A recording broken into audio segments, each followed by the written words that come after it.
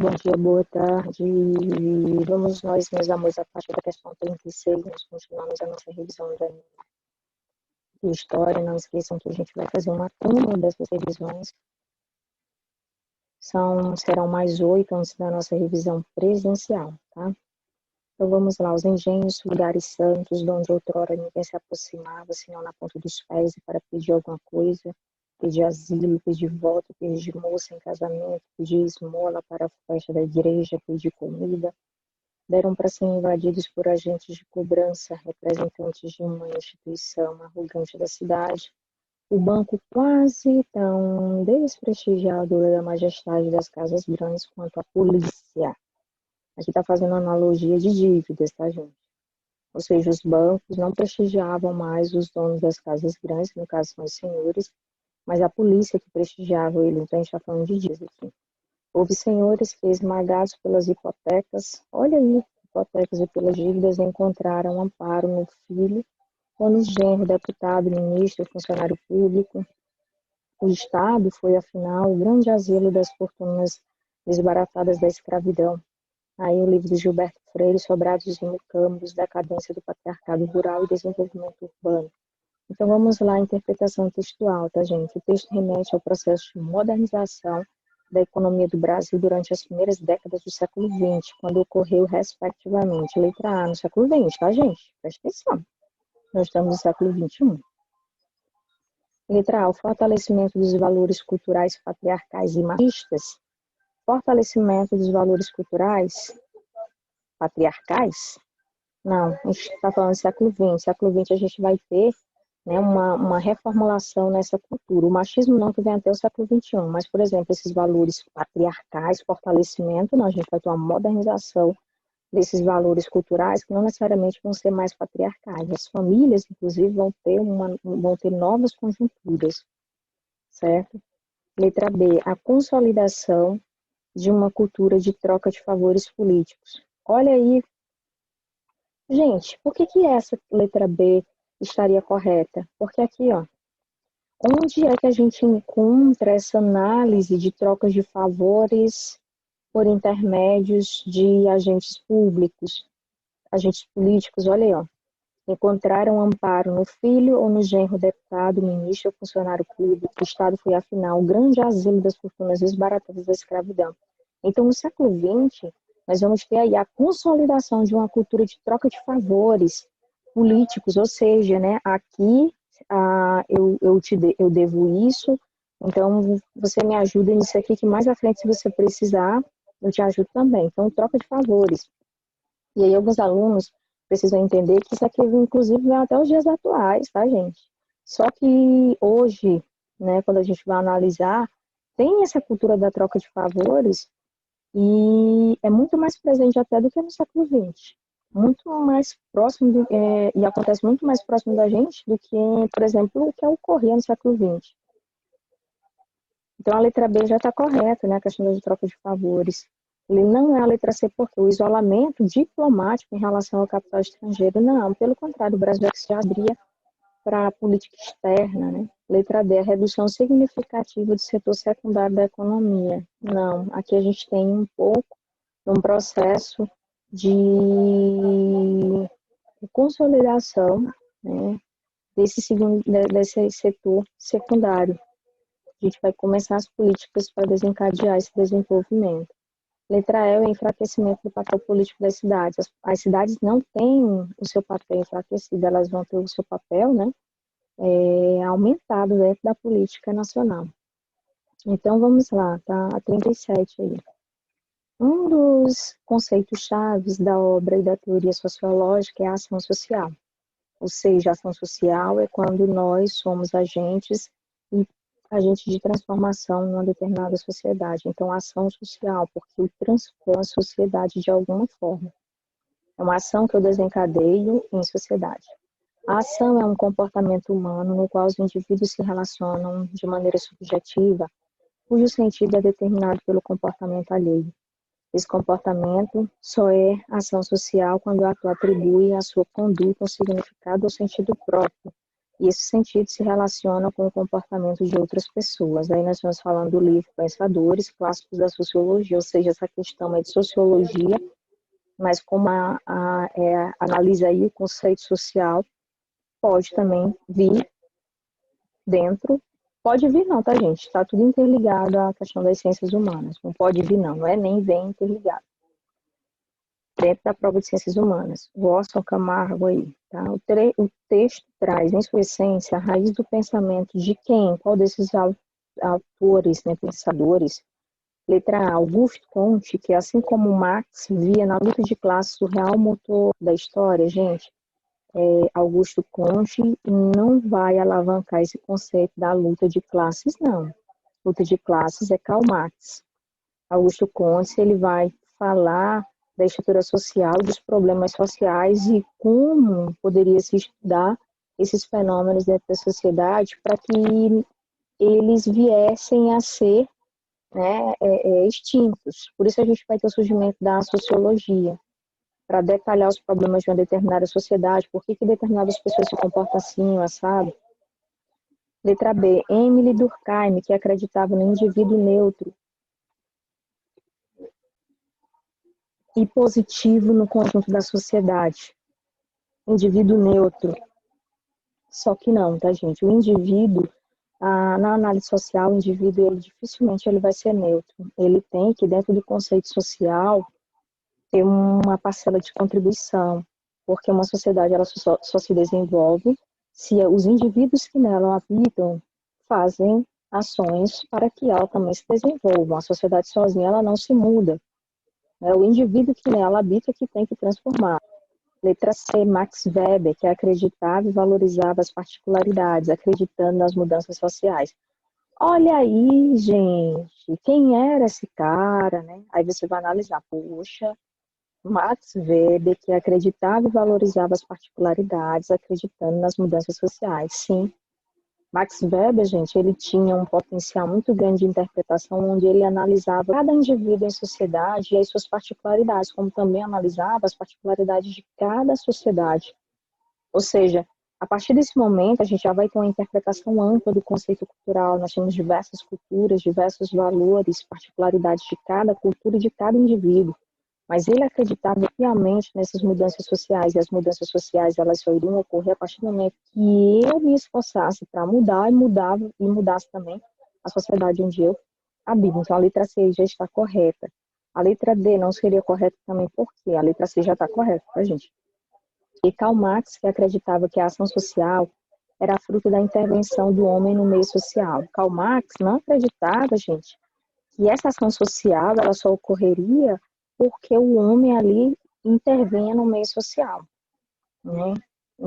Ele não acreditava piamente de que essas ações só poderiam acontecer se o homem estivesse ali no meio, né? Karl Marx falava muito era de luta de classes, entre principalmente as classes aí do proletariado, que é a classe trabalhadora, e os burgueses, que é a classe empresarial. Então ele não falava não fazer essa análise social. Aqui não, tá? Então, cada um de vocês precisa entender a conjuntura de cada autorzinho e pensador desse. Letra E, Jean Paul Sartre, que acreditava que todos devem construir sua história a partir de desejos e crenças. Gente, aqui cada um deve construir suas histórias a partir de desejos e crenças. Nós estamos falando de Jean Paul Sartre, nós não estamos falando, por exemplo, de filósofos medievais, tá? Então, vamos aí a 38. Olha aí, ó, só para você ter ideia, quando a gente analisa Jean Paul Sartre, ele não era muito ligado, como eu já falei, né? A filosofia, porque quem é ligado a crenças, a ideia religiosa, são os filósofos medievais, né? E Jean Paul Sartre era um filósofo da linha existencialista. Então, quando ele analisava, né, os conceitos aí da linha existencialista, ele simplesmente se colocava fora desses elementos que se estudavam, né, e eram bastante claros aí na interpretação da sociologia. Então, assim, ele não era ligado, como exemplo, Santo Agostinho, São Tomás de Aquino, que podem ser chamados de Agostinho ou Tomás de Aquino, tá? Respectivamente, Agostinho aí com a Patrícia, que Tomás de Aquino com a Escolástica. Eles é que tinham uma ligação muito forte com a questão da igreja. Vamos aí a 38. É na segunda metade do século XV que a África Negra descobre os portugueses. Beleza. Ela se compõe de um mosaico de povos, estados e impérios, animistas ou islamizados, que nem a coroa, nem os marinheiros de Lisboa jamais conseguiram dominar. O fim do século é marcado, entre outras coisas, pela expansão do Império de Gal e pela ascensão da dinastia Asquia, no Sudão Ocidental. Mas é preciso lembrar as inúmeras redes comerciais que não haviam esperado os europeus para promover a circulação de escravos. Aí Sergei Gruzinski, abrangendo o século, ou seja, século XV ao século XVI, 1480 a 1520, as origens da globalização. Então, vamos nós, tá, gente? De acordo com o texto, a África, que entra em contato com os portugueses no século XV, letra A, desconhecia a vida urbana e a prática da escravidão, com certeza, gente.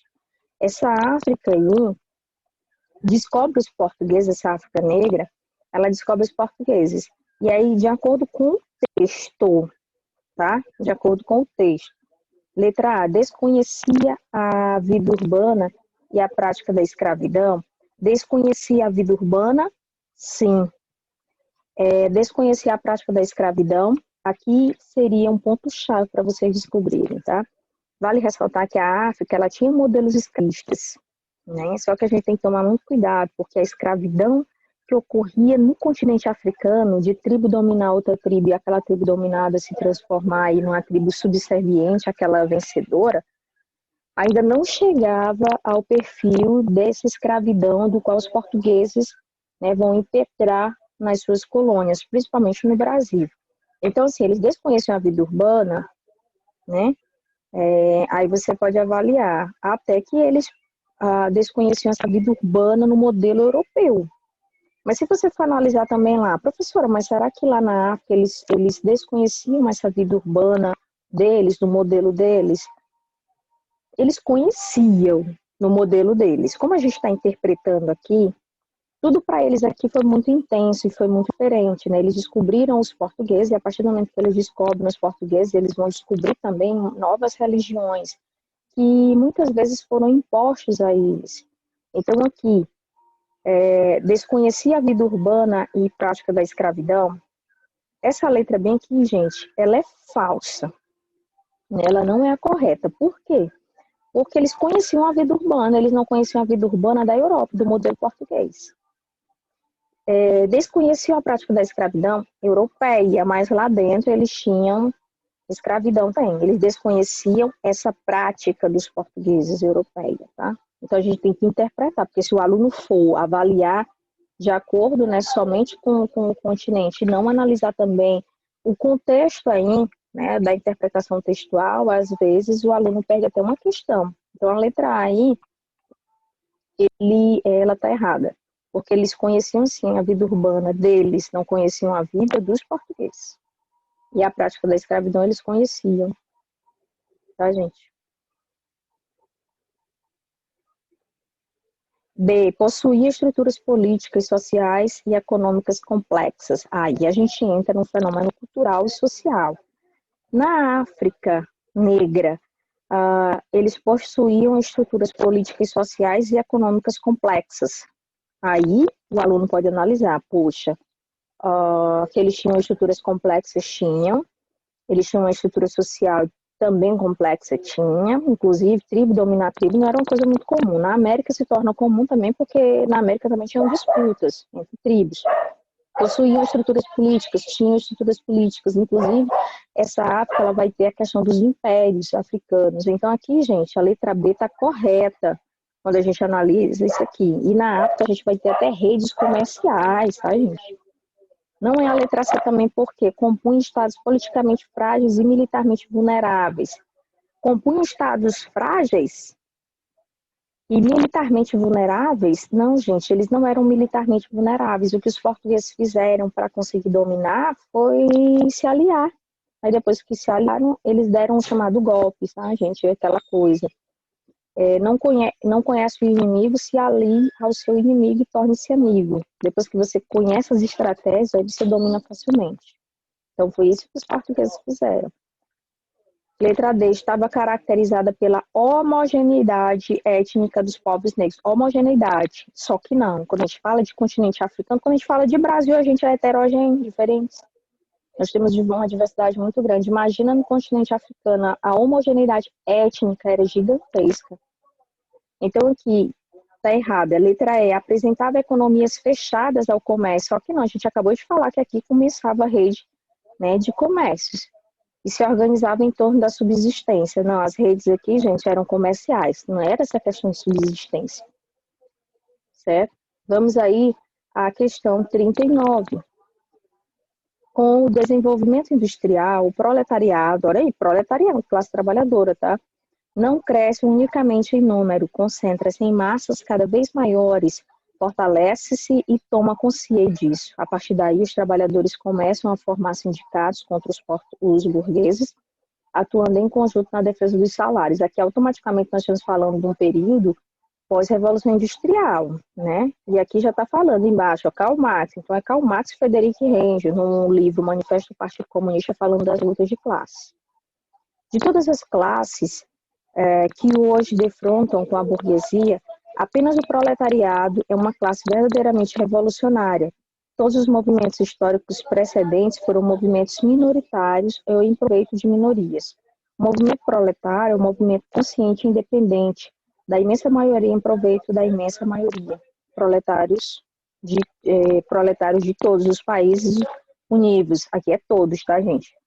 Proletários de todos os países unidos. Ou seja, né, ele analisa aí a classe operária, onde simplesmente o operário entendesse o valor que ele tinha, ele iria lutar para que os seus direitos estivessem garantidos, e ao mesmo tempo, quando eles conseguissem os direitos, né, os direitos deles, eles iriam conseguir para todos os outros, ou seja, massa com massa, proletariado com proletariado.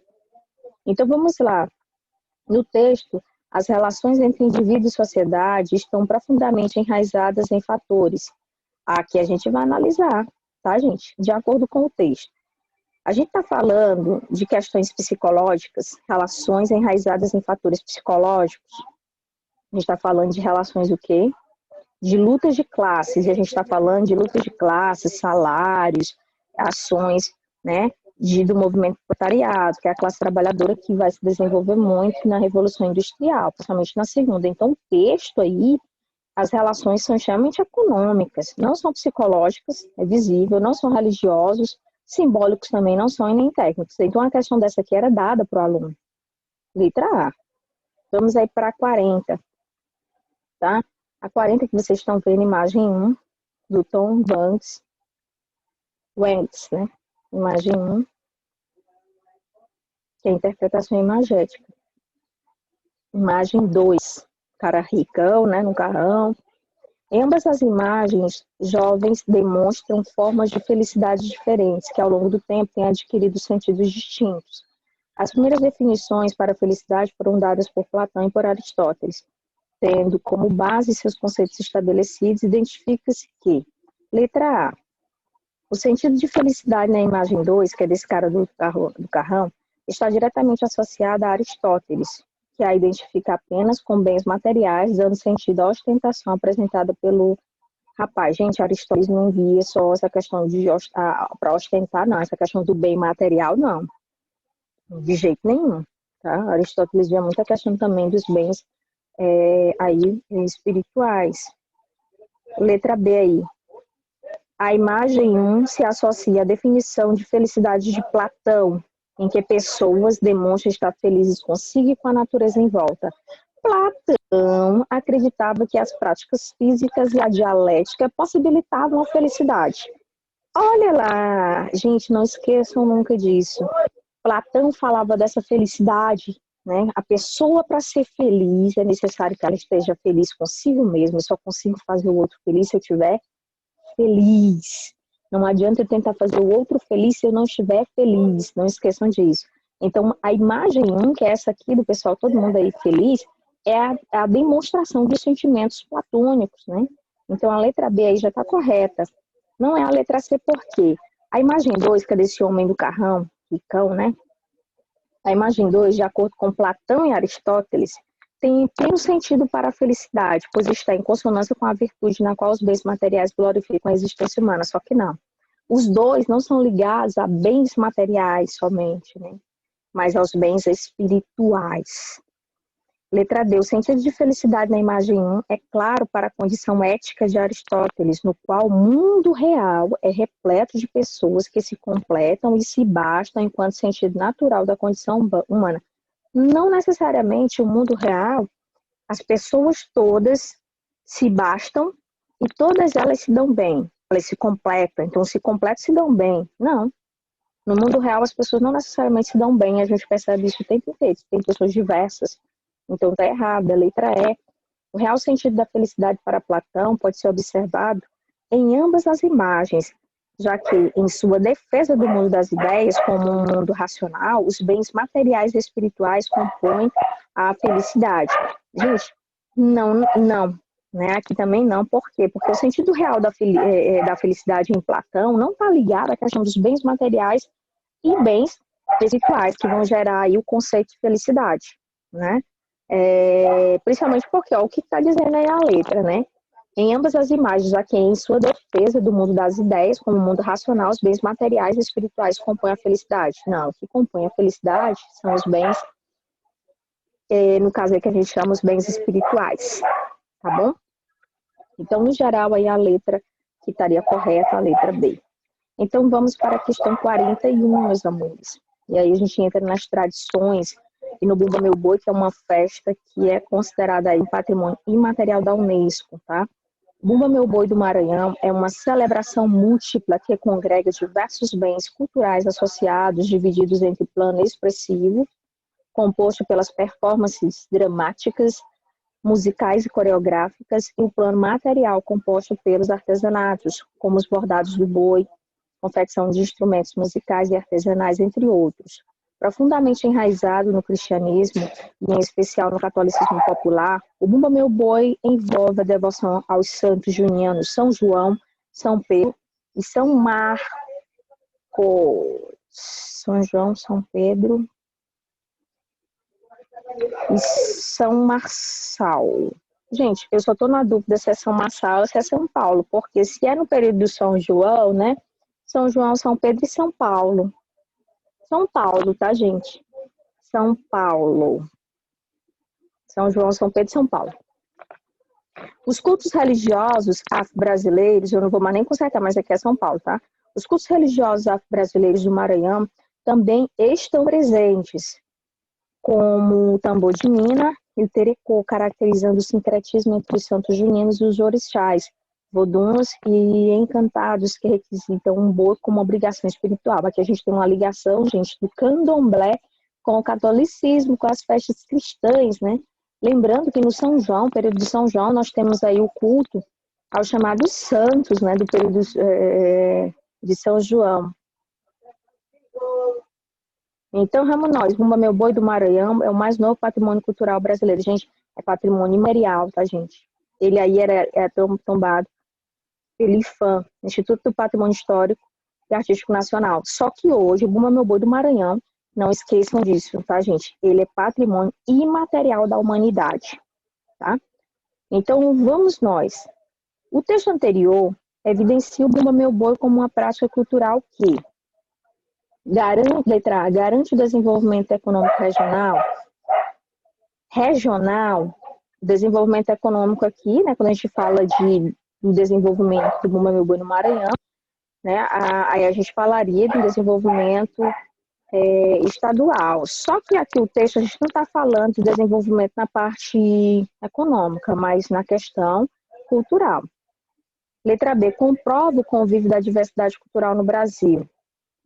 Ah, gente, vamos deixar aqui para a gente comentar daqui a pouco. Letra C, unifica todas as atividades culturais do estado do Maranhão. Não, será que o Maranhão só tem isso aqui de cultura? Não, tá? Tem o tambor de crioulo, tem várias festividades por lá. Letra D, equivale ao carnaval pela diversidade de ritmos musicais e cores. Não equivale ao carnaval, inclusive o carnaval não é nem no mesmo período, tá? Letra E, resulta da divergência entre catolicismo popular e religiões africanas. Divergências, não. É total que aqui, gente, a gente está falando de sincretismo religioso. Então, aqui, sincretismo é a fusão e não divisão. Então, vamos aqui, a letra que a gente vai comentar. Comprova o convívio da diversidade cultural do Brasil. Por que essa letra B é correta?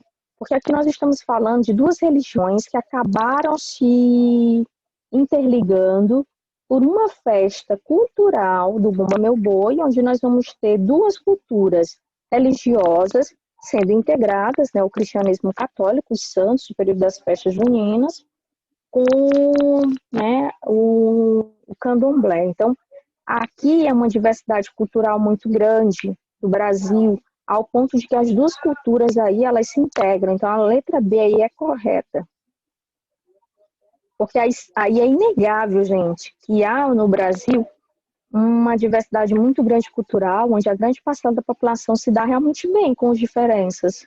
Claro que com as diferenças que a gente está falando cultural, né? Porque quando a gente fala das diferenças raciais, né, de gênero, de raças, no geral, a gente não tem uma convivência pacífica, entre aspas, mas temos um conceito ainda muito grande de racismo e preconceito dentro do território nacional. Então, vamos aí, questão 42, o tricampeonato. Aí é o Ziraldo que está fazendo a sátira, a chargezinha. Eu não mereço tanta felicidade, porque o Brasil ganhou o tricampeonato mundial, né?